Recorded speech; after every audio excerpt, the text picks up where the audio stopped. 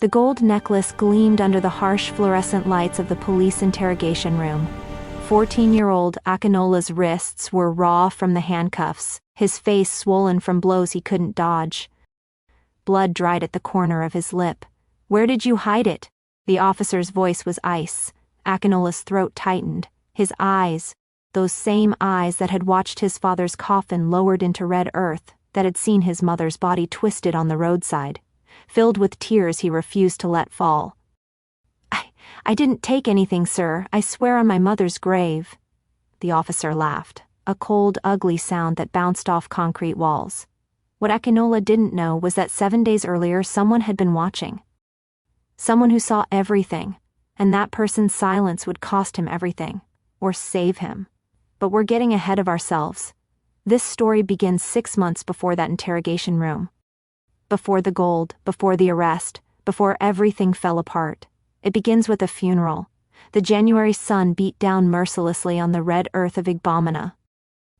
Dust clung to everything, to the black cloths wrapped around mourners, to the tears streaming down faces, to the small wooden coffin being lowered into the ground. Akinola stood at the edge of the grave, his 14-year-old frame too thin for his height, his school uniform, the only good clothes he owned, already dusty at the hem. His right hand gripped his mother's trembling fingers. His left hand held 10-year-old Bunmi, who sobbed into his side. On his mother's hip, 3-year-old Bimpe whimpered, too young to understand that Baba was never coming home. Earth to earth, dust to dust. The pastor's words washed over Akinola like water over stone. His mind was elsewhere, on the architectural drawing tucked under his thin mattress at home, a 2-story house with wide windows and a balcony. His teacher, Mr. Olawale, had said it showed promise, had said Akinola could be something one day, could have been something. His mother's grip tightened as the first handful of earth hit the coffin. The sound was final, absolute. That night, in their small hut with walls that let in the Harmattan wind, Akinola's mother sat all 3 children down. The single kerosene lamp threw dancing shadows across her face, making her look older than her 32 years. "Your father is gone." Her voice cracked. She swallowed hard. Things will be different now." Bunmi's lower lip trembled. "Are we going to be okay, Mama?" Their mother's silence was the only answer they needed. 3 weeks later, Akinola stood outside the principal's office of Community Secondary School, Igbomina. Through the window, he could see his mother inside, her head bowed, her hands clasped together like she was praying. The principal, a heavy-set man with wire-rimmed glasses, shook his head slowly. Deliberately. Akinola's stomach twisted. He knew what was coming. He'd known since that morning when his mother had counted and recounted the money from the small tin under their bed. 15,000 naira, her entire month's salary from cleaning Iya Alia's buka. It wasn't enough for 3 children's school fees, not even close. When his mother emerged, her eyes were red but dry. She'd cried all her tears in private. Akinola knew this about her. She never let them see her break completely. "Akinola." She touched his cheek with calloused fingers that smelled of bleach and palm oil. "You're the man of the house now." He was 14. "Bunmi and Bimpe, they need to stay in school. Bunmi is bright, she has a chance. And Bimpe?" Her voice caught. "Bimpe needs the nursery school. I can't watch her while I work. What about me?" The words came out smaller than he intended. His mother's face crumpled for just a second before she pulled herself together. "You're strong, Akinola, stronger than you know. We need you right now, just for a little while, until things get better." But things didn't get better. That same week, Akinola packed his textbooks, Introduction to Technical Drawing, Basic Mathematics, English Language, into a cardboard box and shoved them under his bed. His architectural dreams went with them. The next Monday, while Bunmi walked to school in her faded uniform, Akinola walked to Oja Igbomina, the market, wearing his father's old shirt that hung on him like a scarecrow. He was 14 years old, and his childhood was over. Oja Igbomina was a living organism. It breathed smoke from roasting corn, sweat from 1,000 bodies pressed together, dust from unpaved paths between makeshift stalls. It roared with traders' voices, "Comin' by," and the honking of Danfo buses dropping off customers. Akinola learned quickly that the market had rules. Rule 1, the weak got eaten. Rule 2, you bowed to those with money. Rule 3, if you wanted to eat, you worked, and you didn't complain. He started small, carrying bags for old women who shopped for vegetables, holding space in queues for traders too busy to wait, running to buy pure water for customers who couldn't leave their stalls. Some days he made 800 naira. On those days he could buy gari and sugar for his sisters, maybe some groundnuts if there was extra. Other days, the bad days, he made nothing. On those days they went to bed with their stomachs pressed against their spines, and Bimpe cried herself to sleep. The wheelbarrow changed things. There was a man, Baba Sigun, who rented out wheelbarrows for 400 naira a day. At first, Akinola couldn't afford it, but then he met Alhaja Sikiratu, a fabric trader with a sharp tongue and a soft heart. You small boy, you? Strong? Akinola straightened his spine. Yes, ma. She'd squinted at him, taking in his bony shoulders, his determined eyes. You steal? No, ma, never, She'd clicked her tongue. We'll see. That day she gave him 50 heavy bales of Ankara fabric to transport to her car. The load was massive, easily 2 trips even with a wheelbarrow. Akinola had sweated through his father's shirt, his arms screaming, his back burning. But he'd gotten every single bale to her car without dropping one. She'd pressed 200 naira into his palm. You come find me next time I come to market? After that, word spread. The small boy with the wheelbarrow, he doesn't steal and he doesn't break your things. Within 2 months, Akinola had become one of the most trusted errand boys in Oha Igbomina. Traders would call out to him specifically. Akinola, come carry this. It wasn't much, but it was something. Not everyone was happy about Akinola's small success. Abayomi was 17 but looked 25. His eyes were always red, from weed, from lack of sleep, from rage at a world that had given him nothing. He ran with a gang of 5 other boys, all of them dropped out from school, all of them surviving by stealing, intimidating, and worse. They controlled certain parts of the market. If you sold in their territory, you paid them. If you refused, your goods mysteriously got destroyed. Akinola had seen them before, smoking in the shadows of closed stalls after market hours, laughing too loud, eyes too bright. He'd made sure to avoid them. But on this particular Tuesday, 11 months after his father's death, Abayomi noticed him.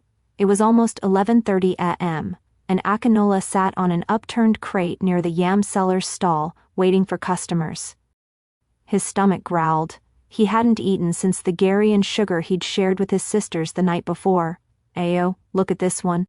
Small rat playing big boy. Akinola's spine stiffened. He didn't look up. 4 of them surrounded him. Abayomi stood directly in front, a cigarette dangling from his lips. I say, rat, you deaf? Akinola forced himself to meet Abayomi's eyes. I'm just waiting for work, brother, no trouble. Abayomi's smile was slow and cruel. You hear that? Brother. You think we're brothers? He leaned down until Akinola could smell the marijuana on his breath. You take money from my territory, that makes you my debtor. You understand? I don't work for anyone. I just carry loads for people who... The slap came fast. Akinola's head snapped to the side, his ear ringing. The market sounds faded to a dull roar. That's for talking back. Abayomi straightened. Next time you make money in my market, you bring me half. You understand me now, small rat? Akinola's jaw clenched. His hands curled into fists at his sides. Every muscle in his body screamed at him to fight back, to stand up, to not let this boy take his dignity. But he had 2 sisters at home who needed to eat. A mother who worked herself to exhaustion for 15,000 naira a month. Pride was a luxury he couldn't afford. He nodded once. Short, bitter. Abayomi laughed and walked away with his gang, their voices carrying back to him. Did you see his face? Stupid boy. Akinola sat back down on his crate. His face burned, from the slap, from the shame. But inside his chest, something else burned too, something harder, colder. He would remember this. 5 months passed. The rainy season came, turning the market paths to mud, making every day's work twice as hard. But Akinola persisted. He'd learned to avoid Abayomi, to work in different sections of the market, to move like a ghost. His mother continued cleaning at Iya Alia's buka from 6 a.m. to 9 p.m., 6 days a week. On good days, days when Iya Alia was in a generous mood, she was allowed to bring home leftover rice and stew. On bad days, they ate Gary. It was a Tuesday when Akinola noticed his mother's hands trembling as she tied her headscarf. "Mama, are you okay?" She waved him off. "Just tired, Akin. Don't worry yourself." But when she stood, she swayed slightly, caught herself on the doorframe. "Mama, I'm fine." Her voice was sharp, desperate. "I can't miss work today. Last week I was 5 minutes late and Iya Alia removed 1,000 naira from my pay. We can't afford—" She trailed off. They both knew they couldn't afford anything. That day, Akinola worked with one eye on the sun, watching it arc across the sky. He'd made 700 naira by 4 p.m., a decent day. Too quiet.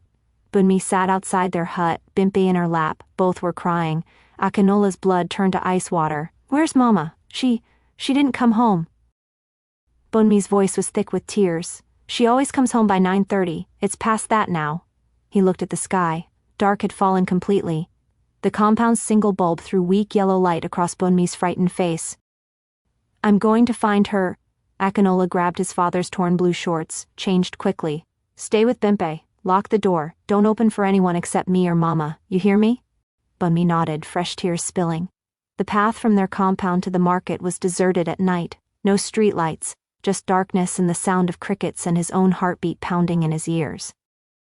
He was halfway there when he heard voices, laughter, the smell of marijuana drifting on the night air. His stomach dropped. An uncompleted building loomed on his right, its hollow windows like dead eyes. Inside, shadows moved, the orange glow of cigarettes. Akinola's feet wanted to run, but the path ahead was too exposed. They'd see him if he tried to pass. He took a breath, dropped his head, tried to walk casually like he had every right to be there. "Hey, you there, stop!" His feet froze, every instinct screamed at him to run. "I say stop, are you deaf?" The voice was closer now, angry. Slowly, Akinola turned. 4 figures emerged from the building, and at the center, backlit by their cigarettes, was Igbomina. Recognition dawned on Igbomini's face, and his laugh was sharp and delighted, like a hyena that had just spotted wounded prey. Oh, this is beautiful. This is perfect." He turned to his boys. "You remember the small rat? The one who thinks he's too good to greet his elders?" Akinola's mouth went dry. "Brother Igbomina, please, I'm looking for my mother. She didn't come home." "You hear this one? Brother Igbomina," he mimicked Akinola's voice, high and mocking.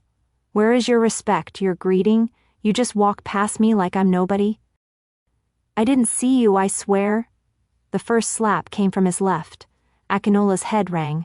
Before he could recover, Igbomini's fist drove into his stomach. Air left his lungs in a painful whoosh. He doubled over, gasping.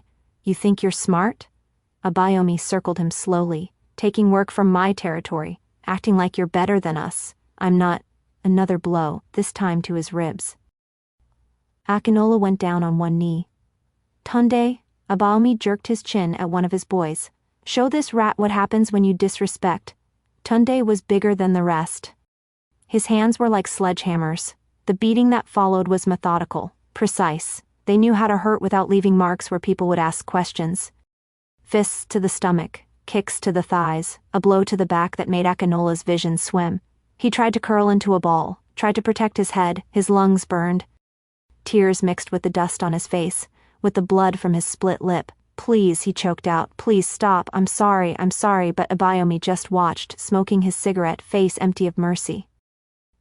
It was the voices that saved him. Wetin day happened there? 2 men appeared at the end of the path, flashlights cutting through the darkness. Igbomina cursed. "Move, move!"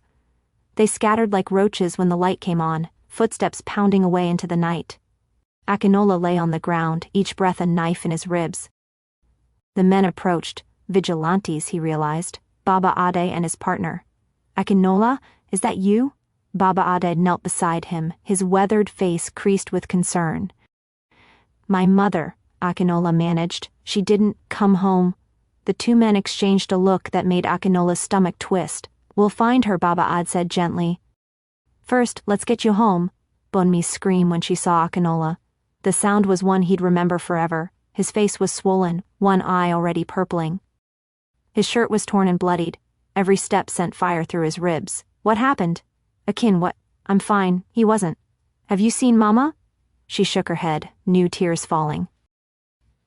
Baba Ade helped Akinola inside the hut. The vigilante's face was grim. I know your mama. We'll search tonight, but you need to rest. After they left, Bunmi boiled water from their jerry can. She tore cloth strips from an old wrapper and made a compress for his swollen face. Her hands shook as she worked. It was Abayomi, wasn't it? Her voice was barely a whisper. Akinola didn't answer. Didn't need to. I hate him, Bunmi said fiercely. I hate him so much. Don't say that. Akinola's voice was heavy. It's heavy, Bunmi. It weighs you down. How can you not hate him after what he did? Akinola closed his eyes. How could he explain that hate was a luxury, that rage required energy he needed to survive, that every emotion he felt had to serve one purpose, keeping his sisters alive, because hate won't put food in our stomachs, he said finally, or keep you in school, or, his voice cracked, or bring Mama home. They sat in silence after that, waiting, hoping. Bimpe slept in the corner, thumb in her mouth, unaware that their world was ending. The knock came at dawn. Akinola jolted awake, every muscle screaming. Bunmi was already at the door, unlatching it with trembling hands. Baba Ade stood there. His face told them everything before his mouth opened. Children, his voice broke, I'm so sorry. The words that followed were white noise. Accident. Okada driver lost control, died instantly, body at the mortuary. Bunmi's wail pierced the early morning air. She collapsed and Akinola caught her with arms that could barely hold himself up. Bimpe woke up crying. Bunmi? Akin? What's wrong? How do you tell a 3-year-old that the only parent she has left is gone? That she's an orphan now? That the arms that rocked her to sleep, the voice that sang her lullabies, the smell of palm oil and bleach that meant safety, all of it was gone forever? Akinola pulled both his sisters close. His ribs screamed, his face throbbed, but none of that pain compared to the hole that had just opened in his chest. No father, no mother, just 3 children in a hut with walls that let in the wind. He was 14 years old, head of a family, responsible for 2 lives. And he had never felt more helpless in his life. The funeral was small, cheaper than his father's. They couldn't afford an elaborate ceremony. Mama's co-workers from Iya Alia's buka came. Some of the market women who'd seen Akinola work, Baba Ade and the other vigilantes. Bunmi didn't go to school for 2 weeks. She couldn't. Someone needed to watch Bimpe, and Akinola had to work double shifts now. Because here's what no one tells you about being an orphan: the world doesn't stop. The rent on their hut was still due. Food still cost money. The nursery school still expected payment for Bimpe. Iya Alia refused to pay out Mama's final salary. She didn't finish the month, the woman said, cold as stone. No work, no pay. 15 years from now, Akinola would own 3 properties. He would never, ever rent to people without proper contracts. He would never cheat workers of their wages. But right now, he was just a boy who needed that money to bury his mother. They buried her anyway. Baba Ade and the other vigilantes chipped in. The market women contributed. It wasn't much, but it was enough. After the funeral, reality set in like a fever. Bunmi had to drop out of school too. She was 10 years old, and her dreams of becoming a nurse died the day they lowered their mother into the ground. She started working at Mama Nosi's provision shop. Sweeping, arranging stock, running errands. Mama Ngozi was kinder than most. She paid Bunmi 3,000 naira a month and often sent her home with bread that was almost expired or slightly damaged canned goods. Akinola returned to the market after 7 days. His body was still healing, but hunger doesn't wait for bruises to fade. He threw himself into work with desperate intensity. Up at 4:30 a.m. to fetch water before heading to the market, working until past dark, taking any job, any errand, any opportunity to make even 50 naira more. And slowly, impossibly, they survived. The neighbors helped where they could. Mama Kike next door often accidentally cooked too much rice and brought the extra to them. Baba Likan, the carpenter, fixed their leaking roof for free. The woman who ran the borehole gave them water without charging. It wasn't charity, not really. It was a community. It was what people did when poverty was everyone's neighbor. 3 months passed, then 4, then 5. Akinola turned 15 in May. There was no cake, no party. Just an extra spoonful of stew from Mama Kaike and a quiet acknowledgement that he'd survived another year. And then, on a scorching June afternoon, Madame Aweloa came to the market. Madame Aweloa was exactly the kind of woman you'd expect to find in Igbomina's wealthiest neighborhood. She moved through the market like a queen touring peasant villages. Designer bag on her elbow, expensive sunglasses perched on her head. Her wrapper and buba, so pristine they seemed to repel dust. She was also one of Akinola's best clients. Over the past few months, she'd hired him at least a dozen times. He was punctual, careful with her expensive purchases, and never asked for more than she offered. These qualities made him valuable to someone like Madame Aweloa, who believed that if you treated your help well, they'd remain loyal.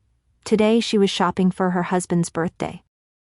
The man was turning 50, and she'd spared no expense. "Akinola!" Her voice cut through the market noise. "There you are. Come, I have plenty of things to buy today." He grabbed his wheelbarrow and followed her from stall to stall. First stop, the fabric merchant. 5 yards of the finest senator material. "For my husband's agbada," she explained to no one in particular. Second stop, the leather goods seller. A pair of Italian shoes, size 44. He's very particular about his shoes. Third stop, the electronics section. A new wristwatch. Nothing too flashy, he's a humble man. Each item was carefully placed in the wheelbarrow. Akinola handled everything like it was made of glass. The final stop was the jewelry shop. Madame Aweloa, the jeweler, a thin Lebanese man named Mr. Hassan, stood immediately. "Welcome, welcome. I have something special for you today." He brought out a velvet tray. On it, 3 gold necklaces and 2 gold wristwatches that caught the afternoon light and threw it back tenfold. Madame Aweloa's eyes lit up. How much for everything? The price made Akinola's breath catch. 950,000 naira. More money than he'd make in 5 years. "I'll take them all." She brought out a stack of crisp naira notes that seemed obscene in their abundance. Mr. Hassan wrapped each piece carefully in tissue paper, then placed them in a small velvet box, which he put in an unmarked plastic bag. "Akinola." Madame Aweloa turned to him, and the weight in her voice made him stand straighter. "This bag is very, very important. You understand? My car is parked near the yam section. Here's my key." She pressed a car remote into his palm. "Take everything straight to the car. Put them in the back seat, not the trunk. Lock the door properly. Then bring me back the key. Understood?" "Yes, Ma. I'll be very careful. Good boy." She smiled, already turning back to Mr. Hassan. "Now, Hassan, tell me about that bracelet I saw last month." Akinola loaded everything onto his wheelbarrow: fabric, shoes, watch box, and finally the plastic bag with the jewelry. He covered it all with a piece of tarpaulin to protect from sun and dust. The walk to the yams section took him through the busiest part of the market. Bodies pressed against him from all sides. Traders called out their wares. Children darted between legs. The smell of frying akara mixed with fresh fish and rotting vegetables in the afternoon heat. He was 3 minutes from the car when he heard the voice. "Akinola, small rat, where are you going in such a hurry?" Akinola's blood turned cold. Abayomi stood directly in his path, flanked by 3 of his boys. His smile was all teeth and malice. Akinola's grip tightened on the wheelbarrow handles. "I'm working, brother. Please, let me pass." "Working?" Abayomi drew out the word. "And what kind of work requires such careful covering, eh?" He moved to lift the tarpaulin. "Don't touch it!" The words came out sharper than Akinola intended. Abayomi's smile widened. "A hen? So the rat has grown teeth? It's Madame Aweloa's things. I'm taking them to her car, please." "Madame Aweloa," Abayomi whistled low. "That rich woman. She must be paying you well, yes?" Akinola's heart hammered against his ribs. From the corner of his eye he saw Tunde circling to the other side of the wheelbarrow. "I need to go. She's waiting, so go." Abayomi stepped aside with exaggerated courtesy. "Who's stopping you?" But his eyes said something different. His eyes said, "I'm not done with you yet." Akinola pushed forward, every sense on high alert. He made it 5 steps before Igbomina called out again. "Akinola, small rat. One question." Against his better judgment, Akinola stopped. Turned. That's when it happened. While Igbomina held his attention, Tunde's hand moved fast, faster than should be possible, a flash of movement under the tarpaulin. The smallest shift in weight. Akinola's eyes were on Igbomini's face. He didn't see it, but someone else did. Ola, a 12-year-old boy who sold oranges nearby, watched the whole thing. Watched Tunde's hand slip under the covering. I watched him palm something small, a plastic bag, and tuck it into his waistband. Ola's mouth opened, but then Igbomini's eyes flicked to him, cold and warning. The boy closed his mouth, looked away, kept quiet. Sometimes, staying alive means staying silent. "Never mind," Igbomina said to Akinola, his smile lazy and satisfied. "Go on. Do your work." Akinola pushed the wheelbarrow away, his skin crawling with the certainty that something was wrong. But when he checked under the tarpaulin, everything looked intact. He loaded Madame Owelowa's things into her car, a pristine white Toyota Camry that probably cost more than every hut in his compound combined. Fabric in the back seat, shoes next to it, watch box carefully placed, and finally the plastic bag with the jewelry, except the plastic bag felt lighter than he remembered. He frowned, opened it, and looked inside. Tissue paper, the velvet box. He should have opened the velvet box, should have checked. But Madame Owelowa had said to hurry, and he trusted his own careful handling. He locked the car, returned the key. Madame Owelowa pressed 30,500 naira into his palm. "You're a good boy, Akinola. Very trustworthy." He walked away with the money in his pocket, unaware that his life had just been destroyed. Tomorrow, the police would come. Tomorrow, everything would end. But tonight, he bought rice and stew for his sisters. Tonight, Bimpe laughed as she ate. Tonight, for just a few hours, they were okay. The next morning started like any other. Akinola woke before dawn, fetched water, helped Bunmi prepare Bimpe for nursery school. The 1,500 naira remaining from yesterday's pay sat folded in his pocket, enough for 3 days of food if they were careful. By 8 a.m., he was at the market, wheelbarrow ready, waiting for the day's first customers. That's when he heard the sirens. Police vehicles were rare in Oja Igbomina. The market operated in a gray zone where official authority rarely ventured. So when the black Hilux pulled up near the electronics section, everyone stopped. Watched. Akinola's stomach tightened. Instinct made him want to run, but he'd done nothing wrong. He stayed put. The police officers who emerged looked bored. Routine, like they'd done this 1,000 times. Behind them, Madame Owelowa. Her face was twisted with rage, expensive sunglasses pushed up on her head. One perfectly manicured finger pointed directly at him. "There, that's the thief. That's the boy who stole from me." The market went silent. Every head turned. Akinola's world tilted. "Madam, you didn't what?"